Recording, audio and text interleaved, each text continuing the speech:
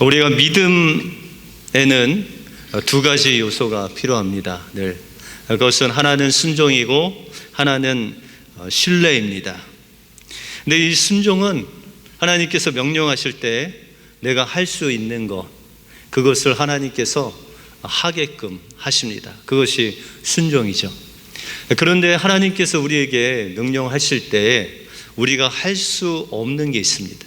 다시 말해서 하나님께서만 하실 수 있는 것, 그것은 우리가 하려고 하는 것이 아니라 그것을 하나님께 맡겨드리는 것, 그것이 바로 신뢰다라는 것이죠. 그런데 우리는 가끔 우리가 잘할 수 있는 것도 하지 않고 하나님이 하셔야 되는 것만 강조할 때가 있습니다. 예를 들어 여기 내일 시험을 앞둔 두 학생이 있습니다. 한 학생이 아침 일찍 교회당에 가서 이제 새벽 기도부터 계속 기도하기 시작했습니다. 하나님, 내일 중요한 시험이 있는데 하나님 저 좀 도와주십시오. 그러면서 점심도 기도, 저녁도 기도, 그렇게 하루 종일 기도만 하다가 잠자고 그 다음날 시험을 봤습니다. 다음 두 번째 학생은 아침에 일어나서 하나님께 기도했습니다. 하나님, 내일 중요한 시험이 있는데 잡념 갖지 않고 집중을 잘할 수 있도록, 공부 잘할 수 있도록 도와주십시오. 그리고 이제 아침을 먹고 일찍 도서관에 와서 하루 종일 공부를 했습니다. 그리고 집에 와서 하나님께 기도하기를, 하나님, 모든 것 하나님께 맡깁니다. 내일 제가 공부한 것 잊어먹지 않고 잘 집중할 수 있도록 주님 도와주세요. 그리고 내일 시험을 이 두 사람이 봤습니다. 어떤 사람이 시험을 잘 봤을까요? 네? 기도 열심히 믿습니다 한 사람이 시험 잘 봤을까요? 아니죠. 자기가 할 거 자기가 하고 나머지 하나님께 맡겨드린 두 번째 사람이 시험을 잘 봤을 것입니다. 여러분들, 하나님께서 우리에게 원하시는 믿음은 하나님께서 우리에게 명령할 때 그 명령에 순종하고 또한 나머지는 하나님께 맡겨드리는 것입니다. 그럴 때 하나님께서 우리의 순종과 또 하나님을 신뢰하는 이 믿음을 통해서 하나님의 놀라운 역사를 여러분들 통해서 이루실 줄 믿습니다. 하나님의 말씀의 순종과 신뢰로 하나님께 화답하심으로 여러분들 삶 속에 믿음의 놀라운 역사가 일어나기를 주님의 이름으로 축원드립니다. 오늘 본문을 통해서 하나님이 주시는 복을 누리기 위해서 우리는 어떻게 하나님께 순종해야 되고, 우리가 순종할 때 하나님께서 어떠한 복을 주시는지 오늘 본문을 통해서 살펴보겠습니다. 먼저 우리는 하나님의 복이 되기 위해서는 하나님의 말씀에 순종하여 예배의 자리로 나가야 됩니다. 오늘 1절에 보시면 여호와께서 아브라함에게 이르시되 너는 너의 고향과 친척과 아비의 집을 떠나 내가 네게 보여줄 땅으로 가라 라고 이렇게 명령하십니다. 원래 이 아브라함과 아브라함의 가족은 메소포타미아라는 갈대아 우르, 여러분들이 잘 아시는 바벨론 그 동방에 살고 있었습니다. 그런데 이 메소포타미아 지역은 우리가 잘 아는 문명의 발산지 중 하나로서 그곳에는 두 강이 흐르고 아주 비옥한 땅에 풍요로운 그런 땅이 있는 곳이죠. 그래서 사람들이 그곳에서 문화를 발전시키고 또한 많은 사람들이 그곳에서 살았다라는 것이죠. 그런데 하나님께서 우리가 사도행전 7장에 보시면 스데반 집사님의 설교를 통해서 이 아브라함을 갈대아 우르에서 부르실 때 영광스러운 하나님께서 나타나셔서 그곳을 떠나서 내가 지시할 땅으로 가라라고 그렇게 명령을 하십니다. 그때 이 아브라함이 그 아버지의 직업이 뭐였냐면 우상을 만드는 그런 직업을 가지고 있었습니다. 그래서 아브라함이 그 우상을 다 깨어뜨려 버리고 이 아버지와 또한 조카 롯과 아내를 데리고 하란이라는 곳으로 이제 이사를 갑니다. 근데 원래 하나님께서는 이 하란이 아니라 가나안 땅으로 가기를 원하셨는데, 이 아브라함이 그 가족과 함께 이 하란으로 가서 무려 15년을 그곳에서 살게 된다라는 것이죠. 다시 말해서 아브라함은 하나님께서 명령하실 때 일단 순종은 했는데 100% 순종하지 않고 하나님께서 원하시는 그곳이 아닌 하란에서 15년 동안 지내게 되었다라는 것이죠. 그래서 하나님께서 15년이 지난 아브라함이 75세 되는 해에 그의 아버지 데라가 죽습니다. 그때 하나님께서 아브라함에게 다시 나타나셔서 하나님께서 지시하시는 곳으로 가라라고 그렇게 말씀을 하십니다. 그래서 오늘 본문에 있는 그 말씀은 하란에서 갈대아 우르를 떠나 하란에서 이제 가나안 땅으로 인도함을 받는 그 여정을 말씀하고 있다라는 것이죠. 근데 원래 이 하란에서 가나안 땅으로 가려면 두 가지 큰 길이 있습니다. 하나는 지중해 연안으로 그 해안 도로를 따라서 오는 길이 하나 있고, 하나는 내륙 쪽의 왕의 대로라는 그런 큰 대로를 통해서 이 가나안 땅으로 들어오는 두 길이 있습니다. 그런데 아브라함의 그 여정을 자세히 보면 이 대로로 오지 않고 하나님께서 하루하루 인도하시는 산길, 광야길, 사막길을 통해서 오늘 본문에 나오는 이 세겜 땅으로 오는 아브라함의 모습을 우리가 볼 수 있다라는 것이죠. 6절에 보시면 아브라함이 그 땅을 지나 세겜 땅 모래 상수리 나무에 이르니 그때 가나안 사람이 그 땅에 거주하였다, 그렇게 말씀하고 있습니다. 이제 하나님께서 아브라함을 인도하시는데 다른 땅이 아닌 세겜 땅으로 인도하셨다라는 것이죠. 근데 이 세겜 땅으로 인도하시기 위해서 그런 험한 산길과 광야와 사막을 지나서 이곳에 인도하셨는데, 그러면 하나님께서 이 세겜 땅이 어떤 땅이길래 왜 이 세겜 땅으로 인도하셨냐라는 것이죠. 첫 번째로 이 세겜의 땅은 하나님께 예배를 드리는 장소, 하나님께 예배를 드리는 그런 장소였다라고 그렇게 말씀하십니다. 그래서 7절에 보시면 여호와께서 아브라함에게 나타나 이르시되 내가 이 땅을 내 자손에게 주리라 하신지라. 자기에게 나타나신 여호와께 그가 그곳에서 제단을 쌓았다, 그렇게 말씀하고 있습니다. 하나님께서 이 아브라함을 이렇게 어려운 곳을 지나서 세겜 땅으로 인도한 것은 하나님을 예배하고, 또한 오늘 7절에 보니까 그 예배하는 장소에서 하나님을 만날 뿐만 아니라 하나님께서 아브라함에게 말씀하시는 곳이 바로 이 세겜이었다라는 것이죠.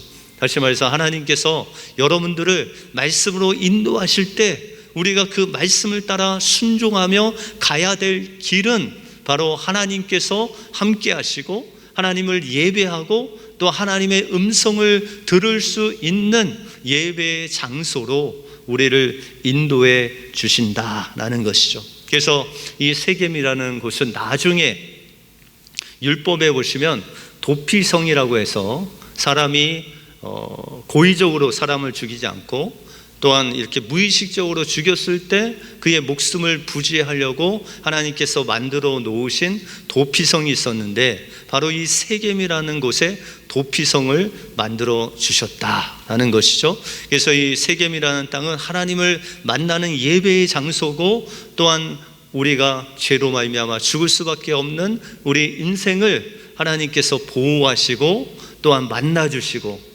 우리를 죄를 사해 주시는 장소가 바로 이 세겜 땅이다라는 것이죠.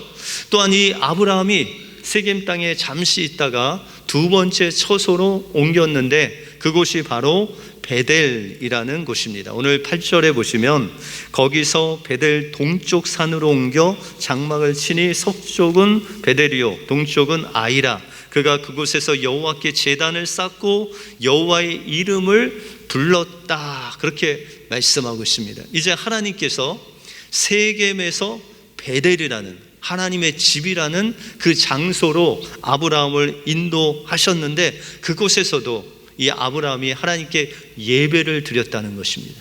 또 세겜과 좀 다르게 거기서 하나님 여호와의 이름을 불렀다라고 그렇게 말씀하고 있습니다. 여러분들, 아브라함이 왜 하필이면 이 베델이라는 곳에서 하나님의 이름을 불렀을까요? 여러분들, 하나님의 이름을 부른다는 것은 내가 연약함으로 할 수 없다라는 것이죠. 그래서 오직 하나님만 의지하고 하나님만 신뢰하겠다는 그 표현이 바로 여호와의 이름을 불렀다라는 것입니다. 6절에 보시면 세겜 땅에 도착을 했는데, 그곳에 하나님께서 인도하셔서 이제 파라다이스와 같은 아주 젖과 꿀이 흐르는 그런 땅으로 하나님께서 인도하여 주셔서 그곳에 근심과 걱정도 없고 그곳에 풍성한 은혜로 인도하 주실 줄 알았는데, 그곳에 가보니 가나안 사람들이 있었다라는 것이죠. 그래서 그 가나안 사람과 함께 있을 곳이 너무 좁아서 이 베델로 옮겨갔다라는 것입니다. 그런데 이 베델로 옮겨갔지만 베델에서도 그가 점점 남방 네게부 지역으로 옮겨갔다라고 성경은 9절에 말씀하시는데, 그것은 바로 이 베델 땅도 젖과 꿀이 흐르는 땅이보다는 비도 안 오고 기근도 많고 가나안 사람들 때문에 힘든 여정을 이 아브라함이 지냈다라는 것이죠. 그래서 아브라함은 하나님이 순종함으로, 하나님 말씀에 순종함으로 여기까지 왔는데, 그가 기근을 만나고 가나안 사람들 때문에 어려움을 당하고, 그러므로 하나님 앞에 그는 할 수 있는 것이 없어 하나님을 의지하고 예배하고 여호와의 이름을 부르면서 하나님을 신뢰하는 그 아브라함을 훈련시키시는 하나님의 모습을 우리가 볼 수 있다라는 것입니다. 그러므로 하나님께서는 우리에게 믿음을 주실 때 한 번에 큰 믿음을 주시지 않아요. 하나님께서 말씀하시면 우리가 순종합니다. 근데 거기서 끝나는 것이 아니라 하나님께서는 하나님의 때에 하나님의 방법으로 하나님께서 우리를 통해 역사하신다라는 것이죠. 그래서 아브라함을 보면 우리가 아브라함이 믿음의 조상 아닙니까? 그러면 믿음의 어떤 본을 보여야 되는데, 이 아브라함이 엄청난 실수를 많이 합니다. 그래서 우리가 12장 이 하반부에 보시면은 그가 기근이 있음으로 말미암아 애굽으로 내려가죠. 양식을 찾아서 내려갑니다. 하나님께 묻지도 않고 내려갑니다. 그래서 자신의 아내를 빼앗기는 엄청난 수치를 당하고 가나안으로 돌아옵니다. 그때 아브라함에게 하나님께서 알려주신 것은, 내가 순종은 했지만 그러나 나를 신뢰하라 라는 것입니다. 아무리 환경이 나쁘고 비가 안 오고 기근이 있을지라도 내가 너를 인도한 여호와 하나님이니 나를 바라보고 나를 신뢰하라 라고 그렇게 말씀하시는 겁니다. 또한 이 아브라함이 10년 뒤에 하나님께서 아들을 약속하셨음에도 불구하고 10년 동안 주시지 않자 그가 인간의 방법으로 이스마엘을 낳지 않습니까? 그래서 하나님은 그를 13년 동안 보질 않아요. 그렇게 엄청난 실수를 했지만 하나님께서는 아브라함을 다시금 만나주시고, 또한 하나님께서 아브라함에게 약속하신 그 이삭을 다시 한번 주시겠다고 합니다. 그때 아브라함을 하나님께서는 전능하신 그 하나님을 믿게 하시고, 또한 이삭을 주셔서 하나님의 말씀을 이루어 가시는 그 하나님의 신실하심을 우리가 볼 수 있다라는 것입니다. 그러므로 우리의 삶 속에서 하나님께서 여러분들 날마다 찾아오시고 말씀하시는 하나님이시죠. 그 하나님 앞에 우리가 어떻게 믿음으로 반응해야 되냐? 바로 하나님 말씀에 순종하고 거기서 끝나면 안 되고 하나님께서 이 일을 이루실 그 하나님을 바라보고 신뢰하고 하나님의 때를 기다리는 것이죠. 그러면 하나님께서 신뢰하는 여러분들에게 하나님께서 예비하신 그 엄청난 축복으로 여러분들과 함께 해 주실 줄 믿습니다. 하나님께서 말씀하실 때 하나님께 순종하고 신뢰함으로 하나님이 예비하신 복을 누리시는 여러분들의 삶이 되시길 주님의 이름으로 축원드립니다. 다음으로 하나님의 복이 되기 위해서는 우리는 나의 주인됨을 하나님께 드리면서 하나님을 신뢰해야 됩니다. 하나님은 아브라함에게 내게 지시할 그 땅으로 가라 라고 하실 때 그냥 가라고 하신 것이 아니라 하나님께서 언약의 약속의 그 말씀을 이 아브라함에게 주셨다라는 것이죠. 여러분들 2절에 보시면 내가 너로 큰 민족을 이루고 내게 복을 주어 내 이름을 창대케 하리니 너는 복이 될지라 라고 이렇게 말씀하고 있습니다. 하나님께서 아브라함을 이 가나안 땅으로 인도하실 때 그냥 보내신 것이 아니라 그냥 그렇게 순종만 하고 신뢰만 하라는 것이 아니라 그것을 통해서 하나님께서 복을 주시겠다는 거예요.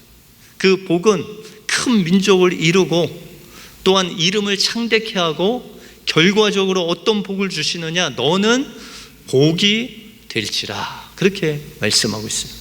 여러분들 이 말씀에 좀 이해되세요? 너는 복이 될지라. 여러분들은 그냥 하나님이 큰 복을 주시면 되잖아요, 그죠? 너는 복을 받는 자가 될 것이다 이렇게 말씀하시면 좋으련만 하나님께서 우리에게 말씀하시길 너는 복이 될지라 그렇게 말씀하세요. 이 개역 한글 성경에 보시면 너는 복의 근원이 될 것이다 그렇게 번역을 하고 있습니다. 또한 영어 성경 NLT는 어떻게 번역하냐면 너를 다른 사람에게 복이 되게 하겠다 그렇게 번역을 하고 있습니다. 다시 말해서 너는 복이 될지라 라는 뜻은 하나님이 우리의 복인데 이 복을 다른 사람들에게 전달해 주는, 복을 나누어 주는 사람이 될 것이다 라고 그렇게 말씀하고 있다는 것이죠. 한국의 호산나 교회를 담임하시는 유진소 목사님이 계신데 이 목사님이 한 번은 쿠바에 단기 선교를 가셨다고 합니다. 여러분들 쿠바는 공산주의잖아요, 그죠? 그래서 매우 가난하고 또한 살기가 어려운 곳이 이 쿠바인데 그곳에 이제 단기 선교를 갔는데 그 쿠바의 수도가 아닌 아주 시골의 어촌 마을로 단기 선교를 가셨다고 합니다. 그런데 이 쿠바하고 북한하고 좀 다른 것은 쿠바에는 교회를 세울 수 있다라는 것이죠. 그래서 이제 조그맣게 창고 같은 교회를 세워놨는데 그곳에 이제 가서 예배를 드리려고 갔는데 그 교회에 그 위에 작은 간판에 그 교회 이름이 써 있었습니다. 그래서 그 교회 이름을 물어봤더니 한국말로 번역을 하니까 그 교회 이름이 어떤 교회냐? 축복하기 위해 축복받은 사람들이라는 교회였어요. 이 교회 이름이 뭐라고요? 축복하기 위해 축복받은 교회라는 거죠. 여러분들은 축복을 왜 받으셨냐면 여러분들 그 축복을 나누어 주기 위해서 하나님께서 여러분들을 축복하셨다는 거예요. 이것이 바로 너는 복이 될지라 이 말씀의 핵심적인 내용이다라는 것이죠. 우리가 복이 된다는 것은 하나님께서 우리를 복 주시되 이것을 다른 사람들에게 나누어 주기 위해서 우리를 복 주셨다라는 것이죠. 그래서 이 유목사님이 이곳에서 바로 너는 복이 될지라 라는 그 의미를 깨달았다는 거예요. 그곳 사람들은 가난하고 소외되고 먹을 것이 없고 그렇게 정말 열악한 상황 속에서도 그 성도들은 아주 정체감이 나는 축복받은 사람이다. 그리고 이 축복을 다른 사람에게 주려고 하나님께서 나에게 이 복을 주신 축복의 사람이라는 것을 정체성으로 알고 또한 복음을 전하는 그런 귀한 은혜를 깨달았다. 라고 간증을 하셨습니다. 그러면 구체적으로 이렇게 복을 나눠주기 위해서 복받은 사람들이 어떤 모습으로 살아가야 됩니까? 이 복받은 사람들의 모습은 내 인생의 주인이 내가 아닌 하나님이 나의 인생의 주인 되어 살아가는 사람이 바로 복을 받은, 또한 복이 된 사람들의 모습이다 라는 것이죠. 그래서 이 아브라함은 하나님께서 하란에서 가나안 땅으로 인도하실 때 그는 이제 하나님께서 말씀하시고 순종하고 하나님을 신뢰하는 사람으로서, 믿음의 사람으로서 어떤 삶을 살았냐면 하루하루 하나님께 자신의 삶을 맡기는 그런 삶을 살았다라는 것이죠. 왜냐하면 오늘 하루 내가 어디 가야 될지를, 어느 길로 가야 될지를 알지 못하고 하나님께서 그냥 지시할 땅으로 가다 보니까 그 인도하시는 주체가 하나님이셨다. 하나님, 오늘은 길이 좀 험합니까? 아니면 평탄합니까? 하나님, 오늘 날씨가 조금 구름이 끼었는데 오늘 날씨가 좀 어떻습니까? 그러면서 이 아브라함은 하나님께 모든 그 인생의 길을 하나님께 묻고 또한 하나님 바라보고 또한 하나님을 신뢰하고 그렇게 살았다라는 것이죠. 그러므로 아브라함이 매일매일 하나님께서 훈련하심으로 그는 하나님 앞에 매일 질문한 것이, 하나님, 오늘은 나에게 무엇을 말씀하시겠습니까? 하나님, 오늘 내가 어디로 가야 됩니까? 이렇게 하나님께 묻고 인도함 받는 그 삶이 그의 삶의 주된 삶이었다라는 것이죠. 이것이 바로 하나님께서 우리의 인생의 주인된 자의 모습이다라는 것입니다. 내려놓음이라는 베스트셀러, 이 작가가 된 이용규 선교사님이라는 분이 계십니다. 여러분들 많이 아시겠죠? 그분은 서울대 동양사학과를 나오시고 미국 하버드대에서 중동 역사학으로 박사학위를 받은 아주 엘리트였습니다. 그런데 그가 이제 기도하는 가운데 하나님께서 이제 박사학위를 좋은 대학에서 받았기 때문에 뭐 한국으로 또 미국으로 이렇게 교수를 나가야 되는데 하나님께서 너의 모든 것을 내려놓고 몽골로 가라고 그렇게 하셨습니다.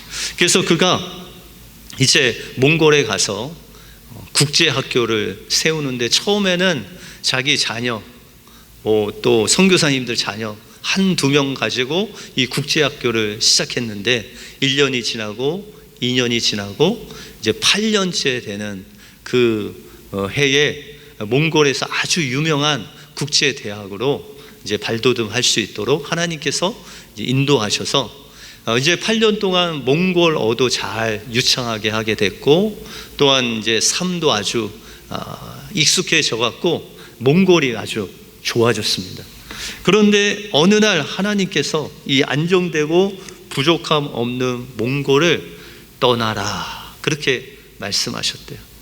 그래서 이 이용규 선교사님이 하나님 8년 동안 하나님께서 가라고 하셔서 이렇게 국제학교도 잘 짓고 제가 이제 몽골어도 이제 웬만큼 하고 아이들도 잘 자라는데 어디를 가라고 하십니까? 그랬더니 하나님께서 인도하시는 곳이 인도네시아 그 무슬림 지역으로 하나님께서 인도하셨대요. 그래서 이 선교사님은 가족들과 함께 보따리 짐을 싸고 하나님이 인도하시니까 그 음성만 의지하고 인도네시아로 가셨대요. 그런데 그곳에서 간지 4개월 만에 췌장에 문제가 있어서 췌장 수술을 하고 또 수술 후에 후유증 때문에 다시 입원해서 다시 치료받고 또 그곳에서 낳은 넷째 아이가 태어났는데 그곳에 적응을 못하고 아파서 또한 그 아이가 많이 아파서 불편함을 얻고 비자 문제, 재정 문제, 여러 문제를 기다리고 있었다라는 것이죠. 그때 선교사님이 하나님 앞에 약간 원망스러운 마음으로 하나님께서 보내셔서 제가 순종하여 여기 와서 이렇게 다시금 시작하려고 하는데 하나님 왜 이렇게 어려움이 많습니까? 그렇게 하나님 앞에 기도를 했대요. 그랬더니 하나님께서 내가 그 일을 행할 것이다. 너는 기도하라. 그렇게 했대요. 그래서 이용규 선교사님의 하나님께서 명령해서 나는 순종했고 이제 하나님께서 하십시오 하고 매일 무릎으로 하나님께 기도를 했대요. 그렇게 기도한 지 1년 반 만에 하나님께서 그곳에도 국제학교를 세울 수 있는 재정을 3분의 1을 공급해 주시고 또한 2016년도에 드디어 국제학교를 건축을 시작할 수 있도록 인도해 주셨다라는 것이죠. 그러면서 그가 고백하기를 나는 하나님으로부터 온 꿈을 기억하며 보내심을 받은 현장에서 어려움을 견뎌내며 소망 가운데 기다려야 했습니다. 그 후에 하나님께서 그분의 시간에 일해 주시는 것을 보았습니다. 지금도 이 순간에도 여전히 싸워 나가야 할 문제가 산적해 있습니다.